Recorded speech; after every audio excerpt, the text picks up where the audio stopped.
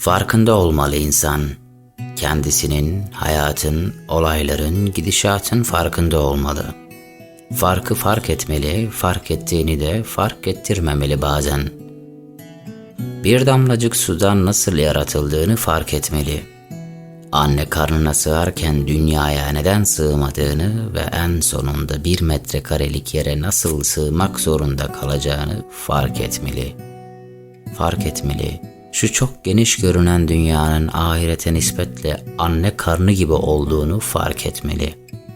Henüz bebekken dünya benim dercesine avuçlarının sımsıkı kapalı olduğunu, ölürken de aynı avuçların her şeyi bırakıp gidiyorum işte dercesine apaçık kaldığını fark etmeli. Ve kefenin cebinin bulunmadığını fark etmeli. Baskın yeteneğini fark etmeli sonra.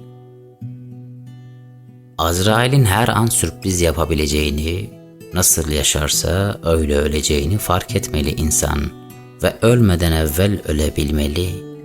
Hayvanların yolda, kaldırımda, çöplükte ama kendisinin güzel hazırlanmış mükellef bir sofrada yemek yediğini fark etmeli ve ona göre yaşamalı. Gülün hemen dibindeki dikeni, dikenin hemen yanı başındaki gülü fark etmeli. Evinde 4 kedi, 2 köpek beslediği halde çocuk sahibi olmaktan korkmanın mantıksızlığını fark etmeli. Eşine seni çok seviyorum demenin mutluluk yolundaki müthiş gücünü fark etmeli. Dolabında asılı 25 gömleğinin sadece 3'ünü giydiğini ama arka sokaktaki komşusunun en beğenilmeyen gömleklere muhtaç olduğunu fark etmeli.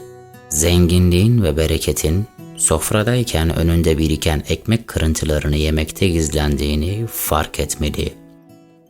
Fark etmeli, ömür dediğin 3 gündür. Dün geldi, geçti, yarın meçhuldür. O halde ömür dediğin 1 gündür, o da bugündür.